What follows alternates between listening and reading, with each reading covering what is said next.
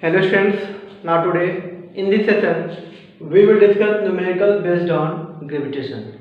First of all, we will start from question number first. And question number first is the force of attraction between the two bodies at a certain separation is 10 Newton. मतलब ये अगर हम दो अलग अलग bodies की बात करें m1 m2, इनके बीच का सेपरेशन अगर वो स्मॉल r है तो इस समय जो फोर्स ऑफ अट्रैक्शन इन दोनों के बीच में है वो कितना है 10 न्यूटन का. Now what will be the force of attraction between them if the separation is reduced to half. मतलब दोनों के बीच का जो सेपरेशन है वो हाफ कर दें तो जो फोर्स ऑफ अट्रैक्शन है वो कितना हो जाएगा. ओके, अगर बात करें m1 यहाँ है और बीच का जो सेपरेशन है अगर वो हाफ करने के बाद जो न्यू सेपरेशन है वो r/2 है तो ये m2. अब ये जो r/2 है ये क्या है, ये न्यू सेपरेशन है. तो इस कंडीशन में जो न्यू फोर्स ऑफ अट्रैक्शन होगा वो कितना होगा, ये क्वेश्चन है. Now according to Newton's law of gravitation we have F equal g m1 m2 by r². Okay, अब हम बात करें कि न्यू फोर्स ऑफ अट्रैक्शन कितना है तो वहां से हम इसको F डैश कर देंगे m1 dash m2 dash, this is r². अब बात यह है कि दोनों के केस में मास में कोई चेंजेस नहीं दिया हुआ, ठीक है, बस सेपरेशन को क्या किया, हाफ कर दिया. तो हम फिर से F डैश की वैल्यू जो होगा वो g m1 m2 the value of m1 mass, first mass and second mass, और r डैश की बात करें तो ये अब r/2 हो गया. Now F dash equal g m1 m2 by square of r/2 r²/4 r²/4. now we can take F dash equal g m1 m2 g m1 m2 by r², और ये 4 क्या होगा इसमें मल्टीप्लाई हो जाएगा. Now F dash equal 4 and this is g m1 m2 by r². this is gravitational force. okay, now F. okay, now we have F dash 4 times of previous force of attraction. मतलब ये कि जैसे हम separation को half कर रहे हैं जो फोर्स ऑफ अट्रैक्शन होगा उसके बीच में वो क्या होगा 4 टाइम्स पहले से हो जाएगा. तो इस कंडीशन में हम यहाँ से अगर हम बात करें कि F की वैल्यू 10 है, 10 न्यूटन है, then we have F dash equal 40 newton. मतलब ये कि वो 4 टाइम्स ज़्यादा हो जाएगा पहले के, अगर वो पहले 10 था तो अब वो क्या हो जाएगा 40 हो जाएगा. Okay, now we will discuss question number second.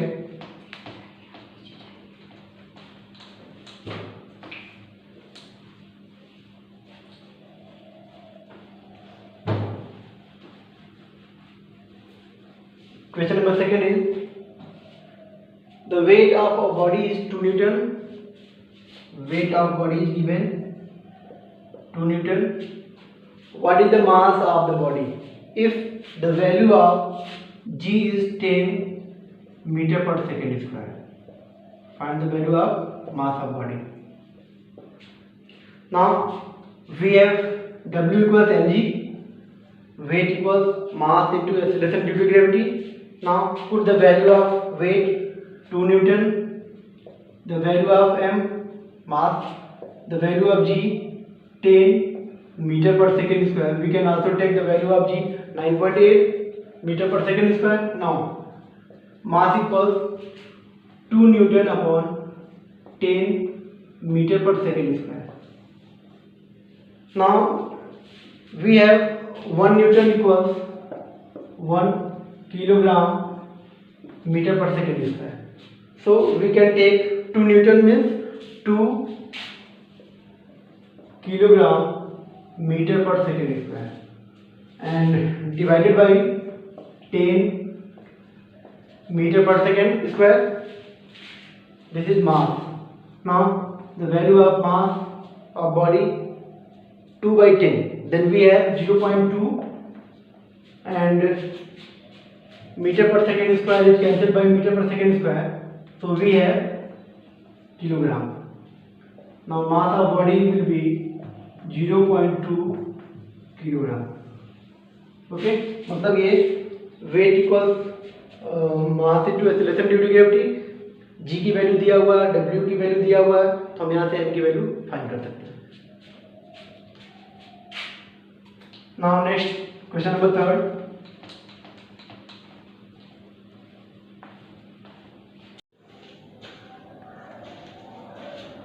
Now question number 3.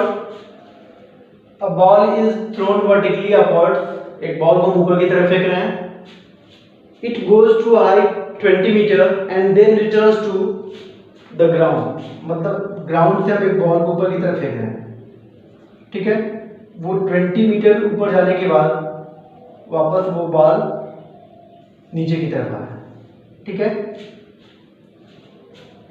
Take the value of g 10 meter per second square. Find the initial velocity of the ball. Find the value of u. Find the final velocity of the ball on reaching the ground. मतलब जब वो ground पे आता है तो उस समय final velocity क्या होगा, and total time of journey of the ball, मतलब जाने में और आने में कितना टाइम लगा, total time t. Okay, we can write t total. Ball को हम नीचे से जब ऊपर की तरफ फेंकेंगे, जिस भी वेलोसिटी से हम फेंक रहे हैं, ठीक है, वो इनिशियल वेलोसिटी कितना है पहले तो हमको वो फाइंड करना है, ठीक है. ये कंफर्म है कि बॉल किसी हाइट तक जाने के बाद उसकी वेलोसिटी जैसे जीरो होगा, फाइनल वेलोसिटी जीरो होगा, तो वो नीचे की तरफ आना शुरू करेगा, ठीक है. तो जब हम बॉल को नीचे से ऊपर की तरफ फेंक रहे हैं, उस कंडीशन में क्या होगा, u initial velocity and final velocity will be zero. तो हमको ये इनिशियल वेलोसिटी फाइंड करना है, ठीक है. लेकिन हमारे पास कंडीशन क्या क्या है, हाइट दिया हुआ है, ठीक है, हाइट दिया हुआ 20 मीटर. अब मैक्सिमम हाइट के लिए हमारे पास, अगर हम किसी बॉल को हम ऊपर की तरफ फेंक रहे हैं, वर्टिकली ऊपर की तरफ फेंक रहे हैं, तो मैक्सिमम हाइट के लिए एक फॉर्मूला है, h maximum equals u square upon 2g. मतलब कोई बॉल नीचे से ऊपर फेंकते समय कितने मैक्सिमम हाइट तक जा सकता है, ठीक है, उसकी अगर हमें इनिशियल वेलोसिटी पता हो तो इस फॉर्मूले से हम फाइंड कर सकते हैं. Now in this question maximum height will be 20 meter, क्योंकि वो 20 जाने के बाद जीरो हो जाएगा velocity. Then we can use the value of h 20, okay, 20 metre.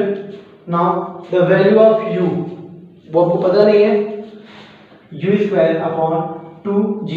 The value of g will be 10 meter per second square. Now after solving we have u square equals 20 into 2 into 10. Now u square equals 400. Okay, 400. And now u means square root of 400. ये हो जाएगा आपका 20. Okay, square root of 400. This is initial velocity of the ball.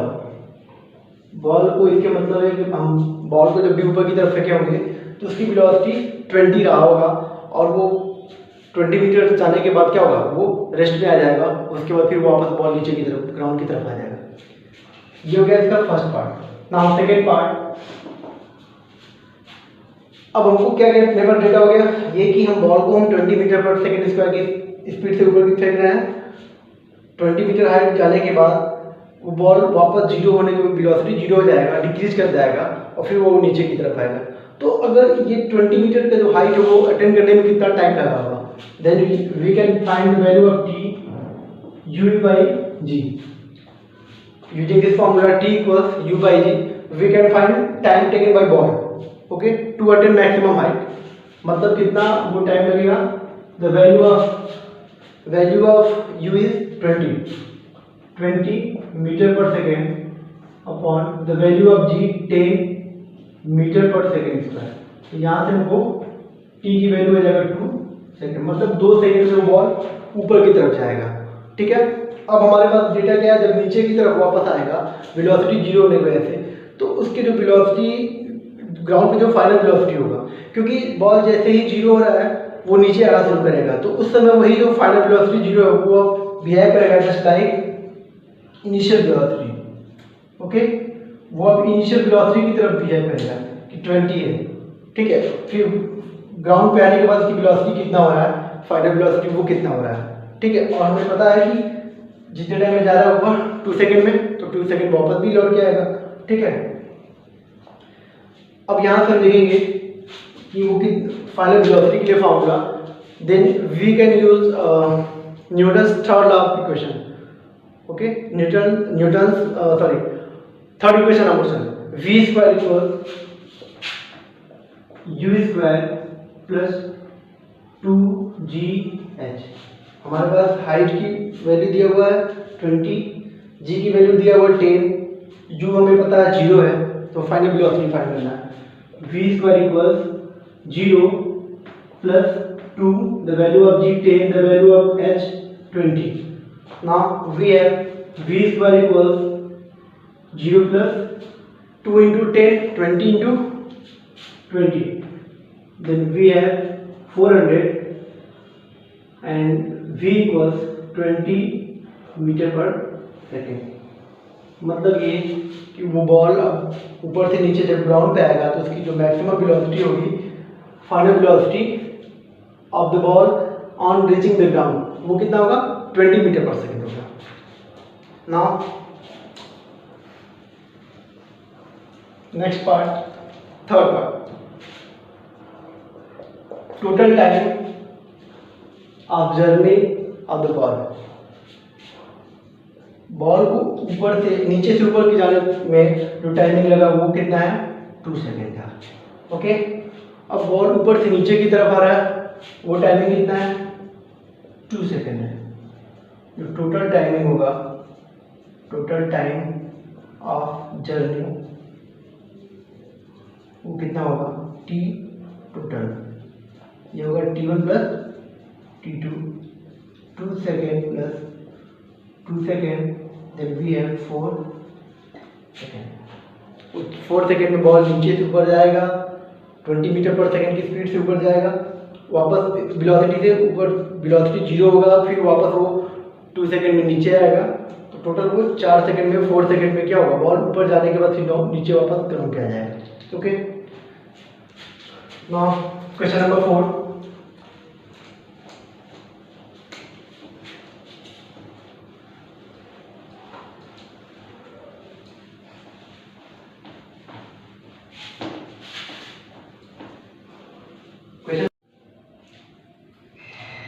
Now we will discuss question number 4.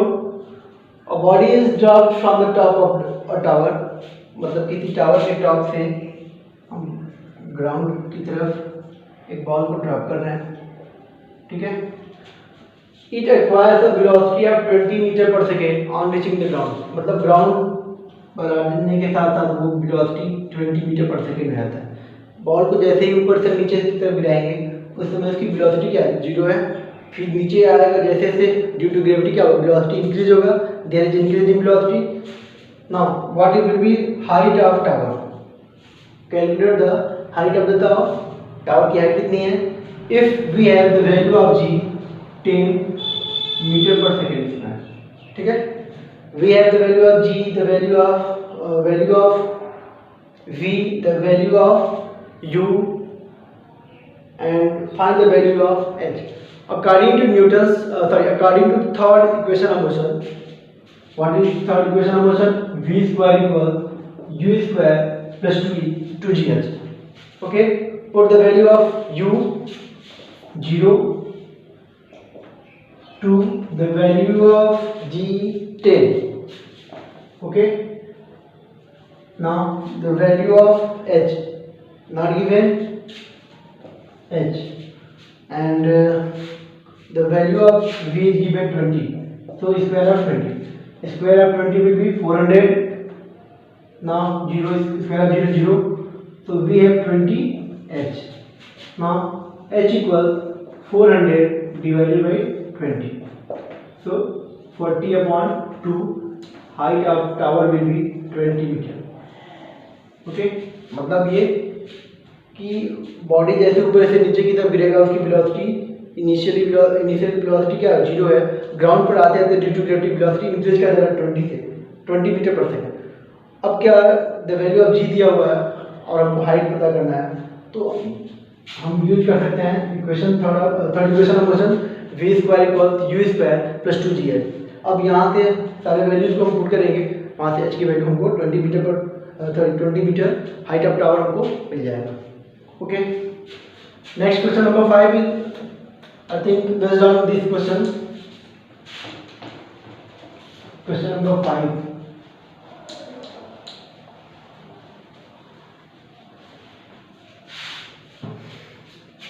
A body falls from a top of a building and reaches the ground 2.5 second later. मतलब किसी question number 5 में किसी building की बात कर रहे हैं, उसके टॉप से अगर हम ग्राउंड की तरफ एक बॉडी को हम नीचे की तरफ गिरा रहे हैं, ठीक है। अब वो नीचे की तरफ आ रहा है, बस कंडीशन ये है कि उस वाले क्वेश्चन में कंडीशन ये दिया था कि हाइट हमको पता नहीं था, ठीक है, और टाइम भी हमको नहीं मालूम था। जी की वैल्यू दिया हुआ था, इनिशियल और फाइनल वेलोसिटी दिया हुआ था। यहाँ पे हमको कितने टाइम में बॉल नीचे की तरफ आ रहा है, वो जो टाइमिंग है वो 2.5 सेकेंड है, वो टाइम दिया हुआ है। जी की वैल्यू ऑफ कोर्स दिया होगा, जी 10 मीटर पर सेकेंड स्क्वायर। अब बॉल ऊपर से नीचे की तरफ गिर रहा है, ठीक है। How high is the building, मतलब बिल्डिंग की हाइट कितनी है ये हमको पता करना है। यहाँ पे हमारे पास v की वैल्यू नहीं है, u की वैल्यू तो ऑफकोर्स 0 ही होगा, ठीक है। अब हमारे पास वैल्यू किसका है, t का है, g का है, u का है, लेकिन h का वैल्यू नहीं है। According to third equation, second equation of motion, h equal ut plus half gt square. इस इक्वेशन में इसको यूज करने का फायदा क्या है कि इसमें हमको u की वैल्यू चाहिए जो कि दिया हुआ है, t की वैल्यू चाहिए जो कि दिया हुआ है, g की वैल्यू चाहिए वो भी दिया हुआ है, t की वैल्यू चाहिए वो दिया हुआ है, तो हम h की वैल्यू फाइंड कर सकते हैं। अदरवाइज अगर हम बात करें third equation of motion, v square equals to u square plus 2g है, यहाँ पे हमको हाइट तो मिल जाएगा, लेकिन उसके लिए हमको एटलीस्ट v की वैल्यू तो चाहिए ही, और वो वैल्यू नहीं दिया हुआ है। तो इसी तरीके से हर क्वेश्चन में चेक कर लिया जाता है कि क्या क्या वैल्यू दिया हुआ है, उसके हिसाब से हमको कौन सा इक्वेशन यूज करना है। Okay, now put the value of u 0, तो we have ut 0, half the value of g 10 metre per second square, 10 the value of t 2.5 square. Now h equals half into 10, then we have 5 into square of 2.5. Square of 2.5 will be 6.25. Now h equals we have answer 30.625. Okay, after multiplication of 5 and 5 into 6.25, we have the value of height 30.625 meter. Student, if the value of g is not given, suppose that the value of g is not given in this question, in this type of question, then we can use the value of g 9.8 meter per second square. Okay, so using this concept we can solve another problem based on gravitation. Okay, thank you.